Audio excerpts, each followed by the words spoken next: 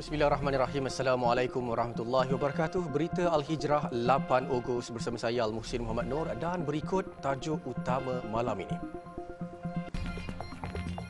Tipu mutawif pengarah syarikat umrah dipenjara 10 tahun.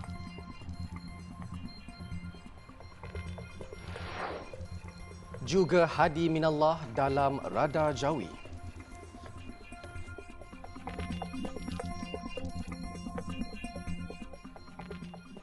Seorang bakal penuntut Universiti Awam antara 3 beranak didakwa di Mahkamah Session Kuala Pilah Negeri Sembilan atas pertuduhan mendera seorang kanak-kanak perempuan berusia 5 tahun bulan lalu. Ketiga-tiga tertuduh sebagai penjaga kepada kanak-kanak itu dipercayai mendera mangsa menggunakan rotan, memukul, menendang serta menyimbah air panas. Tertuduh pasangan suami isteri R. Gunasilan 42 tahun, K. Nagamah 41 tahun dan anak perempuan mereka G. Nisha 21 tahun. Mengikut pertuduhan, ketiga-tiga tertuduh didakwa mendera kanak-kanak itu sehingga mengakibatkan mangsa mengalami kecederaan di seluruh bahagian badan iaitu di bahagian dada, belakang badan, kedua belah kaki, kepala dan muka.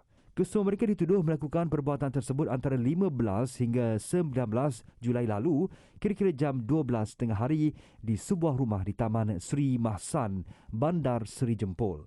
Mereka didakwa mengikut Seksyen 31 Fasal 1 Kurungan A Akta Kanak-Kanak 2001 dibaca bersama Seksyen 34 Kanun Keseksaan. Jika sabit kesalahan, denda tidak melebihi RM50,000 atau penjara sehingga 20 tahun atau kedua-duanya. Kesemua tertuduh mengaku tidak bersalah. Kes akan disebut semula 23 Ogos ini. Pada 29 Julai lalu, media melaporkan polis mencari 3 individu yang mempunyai hubungan persaudaraan bagi siasatan kes dera membebitkan seorang kanak-kanak perempuan berusia 5 tahun di Mahsan, Bandar Seri Jempol. Kesemua tertuduh telah ditahan keesokan harinya selepas menyerah diri di Ibu Pejabat Polis Daerah IPD Jempol pada jam 11.30 pagi. Di Terengganu, seorang penganggur dipenjara 10 bulan oleh Mahkamah Magistrate Kuala Terengganu kerana menyebabkan kecederaan kakaknya dengan minyak panas. Tertuduh Zaki Madzin 40 tahun mengaku bersalah selepas pertuduhan dibacakan di hadapan Magistrate Nurdiana Abdul Aziz. Mengikut pertuduhan, tertuduh melakukan perbuatan tersebut pada 4 pagi di sebuah rumah di Kampung Beladau Selat, Kuala Terengganu pada 1 Ogos lalu. Tertuduh dikatakan berang kerana tidurnya terganggu dengan bunyi bising dari arah dapur. Ketika itu kakaknya yang berusia 45 tahun sedang memasak kari pap untuk jualan. Tertuduh lantas memarahi dan menolak kakaknya menyebabkan minyak panas tertumpah ke badan mangsa sehingga melecur. Lelaki tersebut didakwa mengikut Seksyen 323 Kanun Keseksaan dibaca bersama Seksyen 326E Kanun yang sama. Hukuman penjara berkuat kuasa dari tarikh tangkapan pada 2 Ogos. Di Kedah, seorang pengarah sebuah syarikat umrah dan ziarah dijatuhi hukuman penjara 10 tahun oleh Mahkamah Magistrate selepas didapati bersalah menipu 202 individu membabitkan kerugian RM434,250 pada 2015 sehingga 2016 lalu. Mengikut pertuduhan Misbahal Munir yang ketika itu pengarah urusan syarikat Raudah Mawadah Travel and Tour Sdn Bhd didakwa melakukan penipuan terhadap perunding dan mutawif umrah Amzari Halim 43 tahun yang ketika itu menganjurkan satu rombongan umrah ke Mekah dan ziarah ke Kahirah Mesir. Tertuduh dengan curang didakwa menipu Amzari yang bertindak sebagai perunding yang mengutip wang daripada 202 peserta berjumlah RM2,000 sehingga RM36,600 bagi membolehkan mereka mendapatkan tiket penerbangan ke destinasi terbabit. Kesalahan itu didakwa dilakukannya bermula 2 November 2015 hingga 28 Januari 2016 membabitkan 56 transaksi selama 23 hari. Semua kesalahan itu didakwa dilakukan di beberapa lokasi di Kedah, Johor dan Selangor. Transaksi wang dilakukan di beberapa mesin deposit bank membabitkan akaun ahli keluarga, pekerja dan syarikat yang ditubuhkan dengan nama keluarga tertuduh. Jabatan Agama Islam Wilayah Persekutuan Jawi sudah mengambil tindakan dan telah mengenal pasti lokasi pusat operasi kumpulan ajaran sesat Hadi Minallah. Menurut Menteri di Jabatan Perdana Menteri, Datuk Idris Ahmad, lokasi penyebaran ajaran sesat itu telah diserahkan kepada Jawi untuk tindakan selanjutnya. Kalau dapat maklumat kat saya, terus saya bertindak. Okay? Semalam saya dapat profil berkenaan dengan Hadi Minallah. Saya terus menghubungi pihak Jawi pasal belum tak tahu. Katanya Langkawi sebagainya kita dapat. Semalam ni katanya ada alamat itu. Okay? Kita pergi pada Jawi. Kerana bidang kuasa untuk bertindak ni ialah di pihak kuasa agama negeri. Tambah beliau, orang ramai perlu sentiasa cakna dengan isu berkenaan dan jika mempunyai maklumat berkenaan ajaran sesat, segera melaporkannya kepada pihak berkuasa agama negeri dan polis untuk diambil tindakan segera. Datuk Idris berkata demikian ketika di sidang media selepas merasmikan mesyuarat pemilihan anggota Majlis Peguam Syari'i Wilayah Persekutuan yang pertama. Sementara itu, dalam majlis berasingan, Datuk Idris berkata institusi kehakiman Islam berperanan penting dalam menegakkan keadilan dan menyelesaikan pertelingkahan pihak yang terlibat. Katanya peranan peguam syari'i diwujudkan bagi memastikan anak guam yang diwakili mereka terbela. Datuk Idris berkata profesyen guaman syari'i telah berlaku sebelum merdeka lagi seperti termaktub dalam enakmen pentadbiran agama Islam. Perjuangan untuk memartabatkan institusi mahkamah syariah serta profesyen guaman syari'i juga adalah perjuangan semua pihak. Peristiwa yang bersejarah dan kita harapkan apa yang kita laksanakan pada hari ini ianya juga akan dapat dilaksanakan di negeri-negeri yang lain. Hari ini hanya untuk wilayah persekutuan sahaja dan insya-Allah saya yakin dan percaya pihak negeri pun sudah pun bersedia untuk melaksanakan seperti mana apa yang kita telah pun lakukan melalui kaedah-kaedah yang kita telah tentukan. Tambah beliau, Akta Profesyen Guaman Syari'i 2019, Wilayah-Wilayah Persekutuan Akta 814 telah berkuat kuasa 21 Jun yang lalu. Sebelum kewujudan Akta 814, profesyen guaman syari'i di wilayah-wilayah persekutuan dikawal selia mengikut peruntukan kaedah-kaedah peguam syari'i 1993 yang dibuat mengikut Seksyen 59 Akta Pentadbiran Undang-Undang Islam Wilayah-Wilayah Persekutuan 1993 Akta 505. Sementara itu, Datuk Idris dalam ucapannya berkata Majlis Peguam Syari'i perlu memainkan peranan yang aktif dan memperkasakan kedudukan perundangan syariah melalui kegiatan advokasi kepada masyarakat secara tersusun untuk memastikan umat Islam di Malaysia mempunyai pengetahuan dalam perundangan syariah. Seramai 900 peguam syari'i di wilayah persekutuan membabitkan Putrajaya, Kuala Lumpur dan Labuan. Dan setakat ini, jumlah itu mencukupi dan penambahan akan diadakan sekiranya terdapat permintaan. Dan berikut antara anggota Majlis Peguam Syari'i Wilayah Persekutuan yang pertama. Tuan Fakhrul Azman Abu Hassan, Datuk Zainul Rijal Abu Bakar, Syamimi Abdul Rahman, Roshdan Sujak Rafi, Muhammad Amirul Ashraf Egani. Individu yang membuat tuduhan mengaitkan institusi pondok di negara ini mengembangkan fahaman ekstremis dan melahirkan pengganas perlu membuat permohonan maaf secara terbuka. Pengerusi Persatuan Mahat Tahfiz Kedah, Muhammad Yaakob berkata perkara itu tidak sepatutnya disuarakan oleh orang Islam yang meletakkan imej dan persepsi yang tidak baik terhadap institusi pengajian itu. Saya nak tanya, berlaku letupan di Bali itu, apakah mereka itu dari pondok? Ataupun dan yang berlaku perkara yang tidak diingini, yang dicapkan sebagai ekstremis itu ada seorang pun yang lahir daripada yang keluar daripada madrasah ataupun pondok-pondok.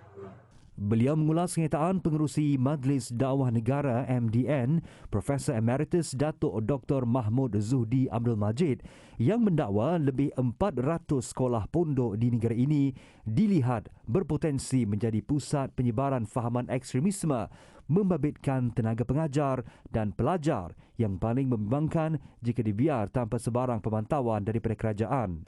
Mengulas lanjut, Muhammad berkata beliau sudah menghubungi sendiri Datuk Dr. Mahmud Zuhdi mengenai kenyataan itu dan beliau meminta maaf atas kekhilafan penggunaan ayat ekstremis. Katanya sebagai individu yang bijak pandai, beliau tidak sepatutnya mengeluarkan kenyataan seperti itu. Patutnya mereka ini mendekati tutup. Saya bukan ajak diri saya ajak adik semua. Cuba kunjungi pondok-pondok. Lupalah siapa. Tok Guru ni dia tak kata kau kan. Dia baca apa yang ada di kitab. Itu juga mereka saya kata tadi. Tok Guru ni dia suka nasihat. Ittaqullah. Takut Allah. Takut dosa. Takut api neraka. Mari kita kejar benda-benda pahala. Benda-benda yang boleh masuk surga. Dia tak tekan pun tentang nak lawan orang kafir. Dia tak tekan langsung. Muhammad berkata institusi pondok di negeri ini sudah memberi sumbangan besar dalam mensejahterakan Kedah dan beliau bersyukur kepimpinan kerajaan negeri sangat memahami dan menyokong sistem pengajian pondok. Katanya di Kedah terdapat 130 buah institusi pondok di mana 109 buah pondok berdaftar dengan Jabatan Hal Ehwal Agama Islam Negeri Kedah, JAHIK, manakala selebihnya masih dalam proses untuk pendaftaran. Terdahulu, Muhammad ditemui selepas membuat pelepasan konvoi penghantaran bantuan makanan tahfiz Malaysia ke seluruh Kedah, anjuran Huffaz International dengan kerjasama JAHIK di Pendang Lake Resort. Tiada lagi kereta akan diklaim di Maha.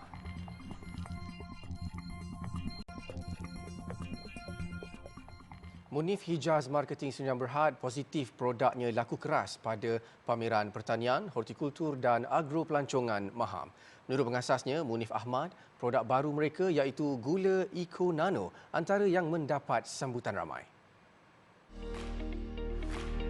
Gula Eco Nano atau pemanis dari gula tebu ini tanpa kalori, ia bersesuaian untuk golongan yang menjaga kesihatan dan pesakit diabetes. Ia sekaligus mengamalkan gaya hidup sihat kerana mengurangkan pengambilan gula putih. Produk antara yang diserbu pengguna sepanjang 5 hari penganjuran Maha. Kita ada gula Eco Nano ni. Gula Eco Nano ni dia tak ada kalori.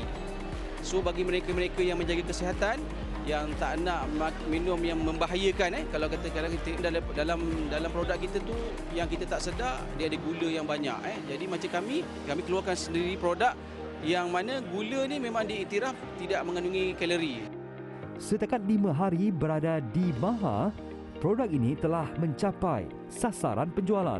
Selain gula Eco Nano, Munif Hijaz Marketing turut memasarkan minuman yang mengandungi Arabic gum yang dipercayai mempunyai khasiat. Merasai kesedapan kopi kami ataupun koko kami, tapi anda juga dapat sikit sebanyak kelebihan daripada sumber-sumber bahan-bahan kesihatan yang ada dalam produk kami. Rerurai Munif Hijaz terletak di AB 112 di Hall Agro Business MAEPS. Susulan tular beberapa rakaman video serta aduan orang awam berikutan kenderaan mereka ditunda dan disaman RM100 tanpa sebarang notis semalam ketika melawat Maha 2022. Hari ini Kementerian Pertanian dan Industri Makanan MAFI bertindak menghentikan operasi tunda kereta. MAFI dalam satu kenyataan memaklumkan operasi kereta tunda tersebut dilakukan bagi memastikan aliran trafik dan lalu lintas berjalan dengan lancar tanpa sebarang kesesakan berlaku. Namun arahan menghentikan operasi tersebut berkuat kuasa serta-merta sepanjang penganjuran Maha kali ini. Dalam pada itu, MAFI turut memaklumkan mulai hari ini, petugas media juga hanya perlu menunjukkan pas media kepada petugas pintu masuk MAEPS dan parkir khas disediakan di belakang Dewan A. Bagi pengunjung awam pula, sebanyak 5,000 lot parkir kereta disediakan di laman tiba 1 dan 3,500 lot parkir di laman tiba 2. Semalam tular di aplikasi TikTok satu rakaman video yang menunjukkan pengunjung Maha 2022 berang dengan tindakan pihak penganjur yang menunda kenderaan mereka meskipun tiada tanda dilarang parkir diletakkan di kawasan tersebut. Profesor di Fakulti Pendidikan Universiti Kebangsaan Malaysia UKM, Profesor Datuk Dr. Abdul Halim Tamuri dilantik sebagai pengerusi Lembaga Pengarah TV Al-Hijrah yang baharu. Pelantikan itu dibuat setelah mengambil kira latar belakang beliau yang mampu menjadi kekuatan untuk memacu TV Al-Hijrah selaku sebuah stesen televisyen penyiaran Islam yang memberi fokus kepada pembinaan modal insan.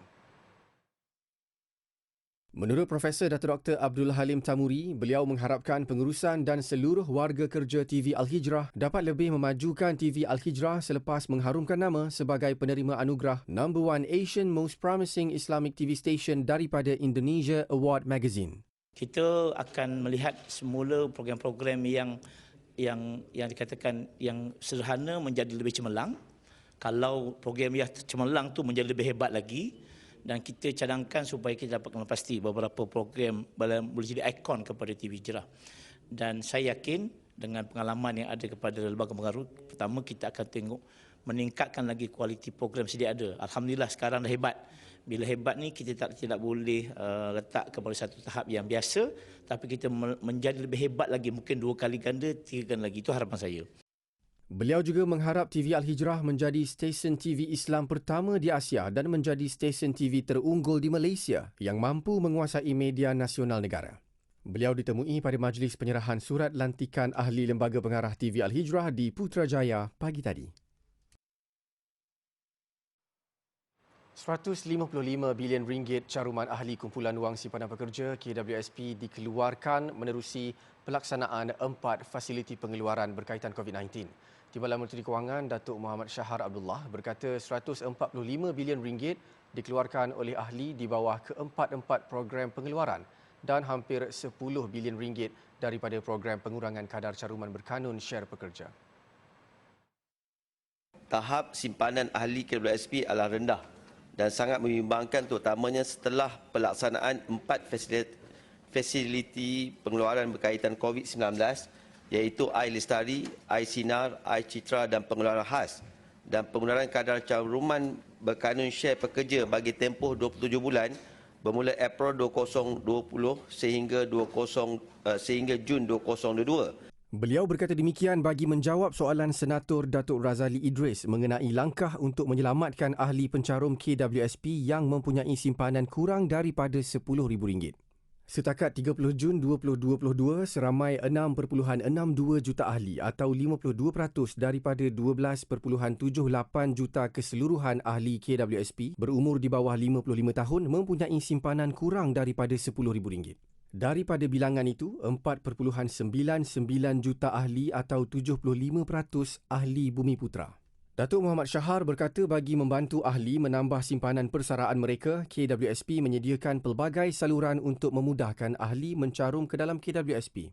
Mereka boleh memilih untuk mencarum melebihi kadar caruman berkanun share pekerja iaitu 11% pada bila-bila masa.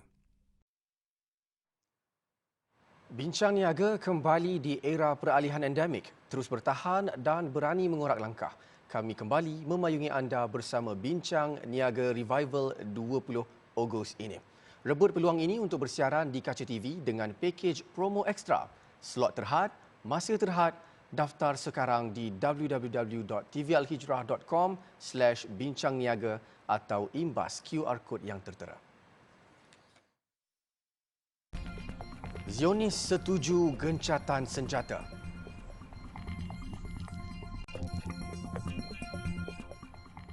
Bertemu lagi. Setelah lebih 44 rakyat Palestin termasuk 15 kanak-kanak terkorban dalam serangan sejak Jumaat lalu, rejim Zionis akhirnya bersetuju melaksanakan gencatan senjata di Gaza. Persetujuan dengan perantaraan Mesir itu bagaimanapun dilihat rapuh. Turut mengesahkan persetujuan gencatan senjata itu, Kumpulan Pejuang Jihad Islam Palestin PIJ, gencatan senjata berkuat kuasa pada 11.30 malam Ahad waktu tempatan sekaligus menamatkan serangan udara Israel dan serangan roket Palestin. Persetujuan gencatan senjata ini bagaimanapun dilihat rapuh apabila kedua-dua pihak bertelagah memberi amaran akan menggunakan kekerasan walaupun selepas gencatan senjata. Di Jabalia, golongan muda Palestin berhimpun dan meraihkan gencatan senjata ini dengan penuh kegembiraan. Mereka berharap serangan Zionis akan terus dihentikan demi mengecap keamanan yang diimpikan. Selain gencatan senjata, perjanjian ini juga termasuk tindakan susulan Mesir untuk memastikan pembebasan tahanan Palestin iaitu Bassam As-Saadi dan Khalil Awauda. Perjanjian itu juga termasuk melonggarkan sekatan yang dikenakan Israel ke atas semenanjung Gaza sejak 2007 dan membekalkan bahan api ke stesen janakuasa yang terpaksa dihentikan operasi baru-baru ini dan memberi kesan terhadap sistem kesihatan.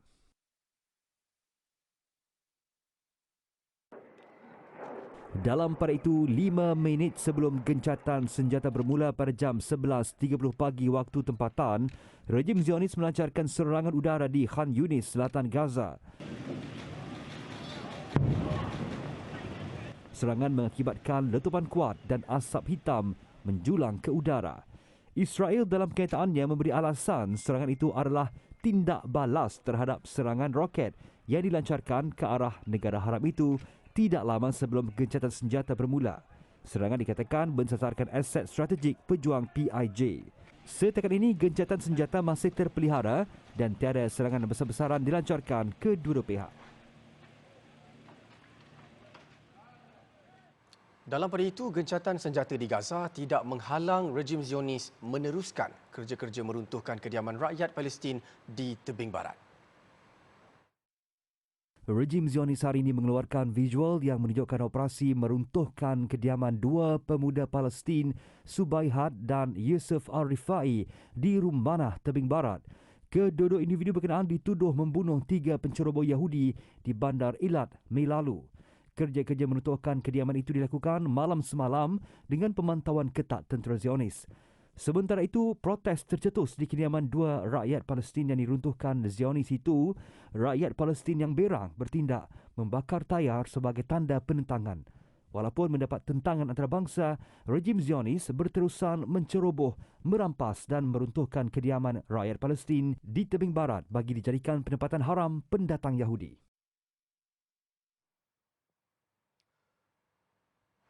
Di New Mexico, Amerika Syarikat, 4 individu beragama Islam maut dalam serangan yang dipercayai jenayah kebencian. Pembunuhan berasingan itu dipercayai didalangi individu sama. Menurut pihak berkuasa, 4 pembunuhan mensasarkan individu beragama Islam telah berlaku di bandar Albuquerque sejak 9 bulan lalu. Pembunuhan terkini adalah pada Jumaat lalu melibatkan seorang individu Muslim berketurunan Asia Selatan berusia 20-an. 1 Ogos lalu, Muhammad Afzal Hussein, 27 tahun dan Aftab Hussein, 41 tahun berketurunan Pakistan ditemui mati dibunuh. Manakala seorang lagi mangsa, Muhammad Ahmadi, 62 tahun, dibunuh November lalu. Berdasarkan cara pembunuhan, polis yakin keempat-empat pembunuhan adalah berkaitan. Polis kini sedang memburu dalang pembunuhan yang mensasarkan umat Islam. Setakat ini, sebuah kereta sedan jenis Volkswagen berwarna perak menjadi petunjuk. Presiden Amerika Syarikat Joe Biden turut mengutuk serangan berkenaan dan menegaskan jenayah kebencian tiada tempat di negara Uncle Sam itu. Sekian berita Al-Hijrah. Jangan lupa ikuti kami di pelbagai platform media sosial seperti Facebook, Instagram, Twitter, YouTube dan TikTok. Dan jangan ketinggalan layari alhijrahnews.com untuk lagi berita-berita pilihan dan eksklusif. Saya Al-Muhsin Muhammad Nur. Assalamualaikum warahmatullahi wabarakatuh dan selamat malam.